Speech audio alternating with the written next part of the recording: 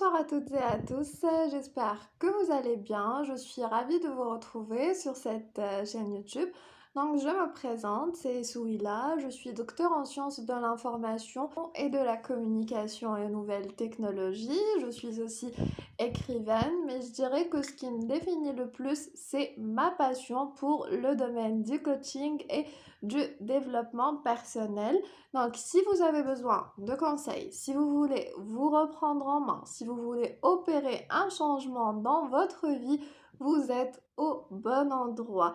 Sans plus tarder, on va entamer le sujet du jour. Comment reprendre sa vie en main? Ce qu'il faut savoir, c'est que très souvent, on sent que quelque chose va mal. On sent aussi qu'il nous faut opérer tel ou tel changement, s'éloigner de telle ou telle personne, pardon. Par contre, on ne sait pas par où commencer ou parfois on entame ce cheminement ou on emprunte ce cheminement, mais on perd très vite la motivation. Pour cela, je vous ai concocté 5 petits conseils qui, j'espère, vont vous aider. Premier conseil, osez dire stop. Donc, comme je le disais, on le sent au fond de nous qu'il nous faut changer. Par contre, on s'habitue à cette zone de confort. Même si on parle de mauvaises habitudes, oui, certaines personnes s'habituent à souffrir, s'habituent à avoir mal ou à être une victime. C'est pour cela qu'il vous faut prendre votre courage à deux mains, il vous faut ouvrir cette porte qui vous fait tant peur. Je sais que ça peut être très difficile, surtout pour ceux qui sont pessimistes, mais dites-vous que peut-être cette porte vous réserve les plus belles surprises. Essayez de changer, essayez de nouvelles choses et surtout dites-vous que vous pouvez y arriver. Vous avez ce courage au fond de vous-même. Le tout justement, c'est d'emprunter un nouveau chemin.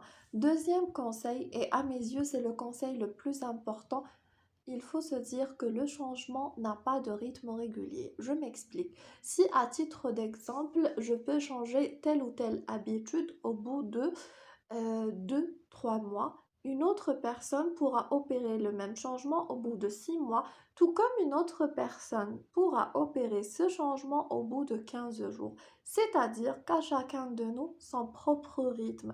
C'est pour ça, ne vous forcez pas et surtout ne vous découragez pas. C'est pas grave si aujourd'hui vous êtes là et que le lendemain vous êtes là. Si aujourd'hui vous êtes super motivé et que si le lendemain vous êtes à bout de souffle, ce n'est pas grave de tomber. Le plus important, c'est de se relever. Troisième conseil, et oui, vous n'y allez pas y échapper, faites une activité physique. Par contre, là, je m'adresse aux personnes qui ne sont pas habituées à faire du sport. Ne vous fixez pas de très grands objectifs au début. Je m'explique. Si, comme je le disais, vous ne faites pas du sport, ne vous fixez pas comme objectif faire du sport pendant 5 fois par semaine. Non, commencez doucement. Dites-vous, je vais faire du sport une fois par semaine. Le tout, c'est d'y aller doucement, mais sûrement. Aussi, boostez votre spiritualité. L'univers a des messages à vous donner. Il veut vous dire quelque chose. Par contre, il faut savoir justement recevoir ces messages-là. Aussi, apprenez à faire confiance. Le bon Dieu sait ce qu'il est en train de faire. Votre histoire, elle est écrite et elle est écrite de la plus belle des façons. Même si il y a des jours où vous avez eu très mal, mais c'est pour une bonne raison. Si vous avez souffert hier, c'est pour être plus fort aujourd'hui et encore plus fort le lendemain. Pour justement booster ce côté spirituel, faites des prières, faites de la méditation, c'est excellent. Et aussi, prenez-vous du temps pour réfléchir. Prenez 10 minutes, ne serait-ce que 10 minutes par jour, de préférence le matin. Réfléchissez à ce que vous voulez faire, à qui vous êtes réellement et qui vous voulez devenir. Quatrième conseil, coupez les liens avec les personnes toxiques. Car oui, il existe des personnes qui vont absorber votre énergie. Justement, il vous faut couper ces liens. Vous allez me dire, je ne peux pas y arriver, ça fait longtemps que je connais ces personnes, je me suis habituée à ces personnes. Moi, ce que j'aurais à vous répondre, posez-vous deux bonnes questions. Est-ce que ces personnes-là méritent la personne bienveillante que vous êtes? Et surtout, est-ce que vous méritez d'être traité de cette façon? Croyez-moi, au fond de vous, vous avez les réponses. Vous savez ce qu'il vous faut faire. On revient au premier conseil. Le tout, justement, c'est d'oser dire stop. Éloignez-vous des personnes égocentriques qui sont très centrées sur eux-mêmes. Des personnes aussi qui ne pensent qu'à leur bonheur. Car quand on est bienveillant, généralement, on a tendance à s'effacer.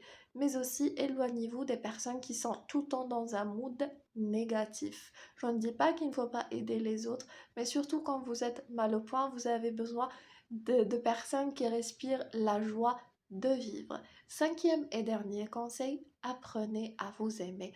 Car oui, s'aimer, ça s'apprend. Il y a des personnes qui sont nées avec, il y a des personnes qui s'adorent, qui ont très confiance en eux-mêmes, tout comme il y a des personnes qui malheureusement n'ont pas confiance en eux-mêmes.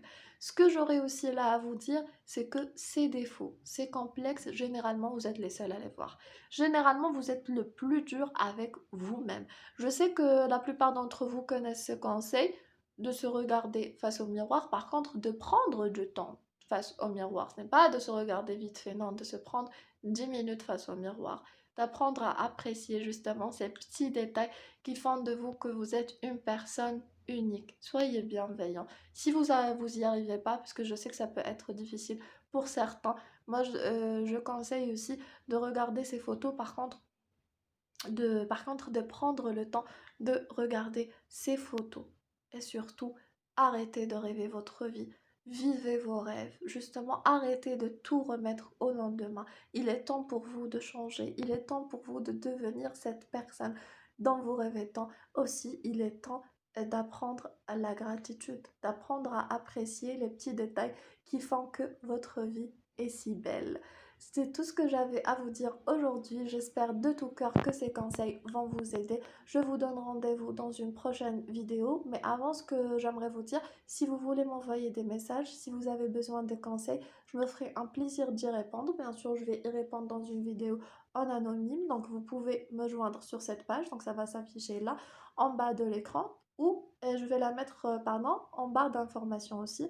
N'hésitez pas à me laisser des commentaires, votre avis m'intéresse, ça me fera super plaisir d'échanger avec vous.